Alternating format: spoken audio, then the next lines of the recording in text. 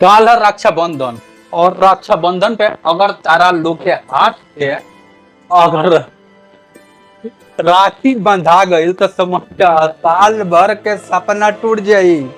Hello, आज आप लोग खातिर लेके आइल बनी एगो बहुत ही प्यारा सा ब्लॉग और ये ब्लॉग में काफी ज्यादा मजा आवे वाला बा।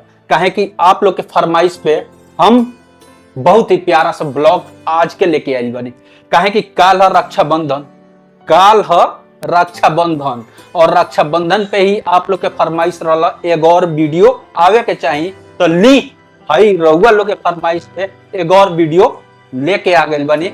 और ये रक्षाबंधन में ढेर जाना भाई के दिल टूटे वाला बा। भाई ये रक्षाबंधन में ढेर जाना भाई के दिल टूटे वाला बा। काहे कि काला रक्षाबंधन और साल भर से तुम सपना सजा के पहले रहल ना, उ काल एक सेकंड में टूटे वाला बा। ठीक ना, एक सेकंड में टूटे वाला बा। काल है रक्षाबंधन और रक्षाबंधन पे अगर तारा लोग के हाथ पे अगर राखी बंधा गई तो समझ साल भर के सपना टूट जाई। यही से बोलता नहीं, यही से तार लोग के सलाह देता नहीं भाई। आज ये तू लोग घर छोड़ दलो, आज ये तू लोग घर छोड़ दलो, ना काल पकड़ाई लो, ना तार लोग के हाथ पे राखी बंधाई और ना फिर सही झमेला होई। और बस यही जमना आज न काल नंबर लिए जाई और आज न काल तब बात को ये जाई।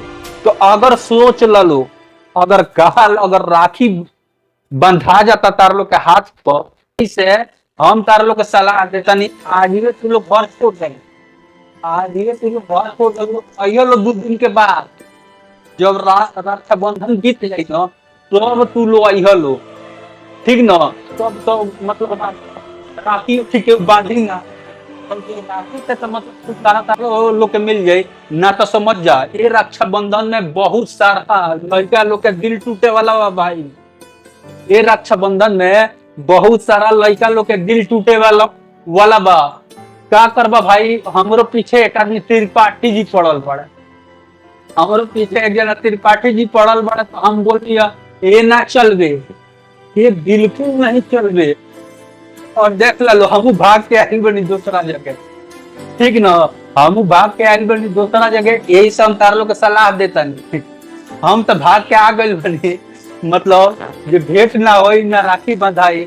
और यही सब तार लोग के बोलता नहीं भैया ना, तो राखी बंधा गई तो समझ साल भर का सपना सेकंडों में टूट जाई। और एक बार राखी बंधा दी ना, तो जो सपना सजाई तो जो सोचा तार लोग अगला के बारे में रात जो सोचते ख्याली हम लोग ऊपर और टूट गए, ठीक ना। तो हम तार लोग के सलाह ये दे भाई, एगो भाई होके के नाते, एगो दोस्त होके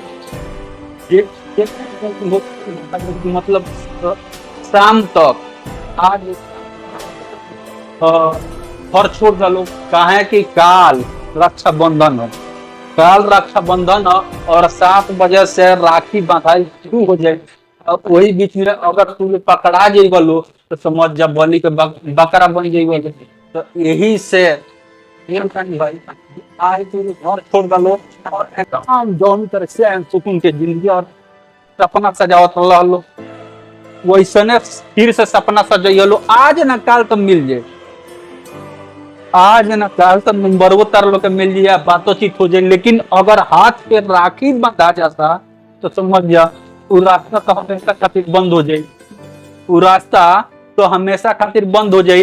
तो यही से सारा लोग के सलाह देता नहीं भाई, एगो भाई होके के नाते, एगो दोस्त होके के नाते, एगो हितैषी होके के नाते, देखो हमरा जैसे हम जितना तार लोग के बारे में सोचे नहीं ना, उतना और केहू ना सोची। तो हमारे बतिया अगर थोड़ा सा आदमी घर छोड़ दो, घर छोड़ के कहीं 2-4 दिन खातिर चल जालो और फिर से रक्षाबंधन जीत जाई तो तू लोग घरे आ जाइए।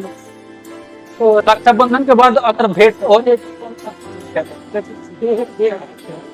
बहुत बड़का बात बा भाई, ठीक ना। तो यही से बोलता नहीं घर छोड़ दलो और 2-4 दिन खातिर, 2-4 दिन के बाद जब सब माहौल ठंडा हो जाए रक्षाबंधन वाला, तो अब तू लो आराम से घर के अंदाज में बस इहे आस में लो आज ना काल तो मिल जाए और 100% श्योर बा आज ना काल मिल जाए। काहे कि संघर्ष ही जीवन है। जितना चीज में तू जो संघर्ष करबो लो ना तू 100% आज न काल होके वाला बा। और तू लो जो सोचता रहो नंबरवा के पीछे तो वो आज न काल मिल जाए, लेकिन बंधा जाए हथवा में तो ना मिल सकते। ठीक ना। हम अगर हमारे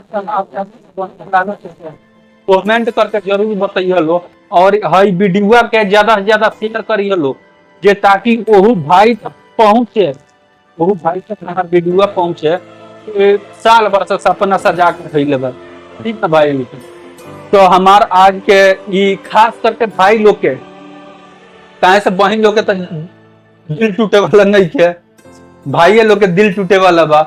और दिल अगर टूटला से बचे खातिर तार लोग उपाय बता दे बने।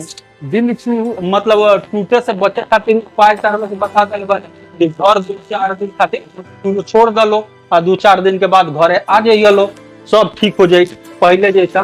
तो आज के ब्लॉग कैसन लगल और फटाफट ब्लॉग के वो भाई तक शेयर करी जौन भाई साल भर से सपना सजाई। ठीक ना। आज के ब्लॉग कैसन लगल फटाफट कमेंट करी और अगर नया बने नेक्स्ट ब्लॉग में। जय हिंद और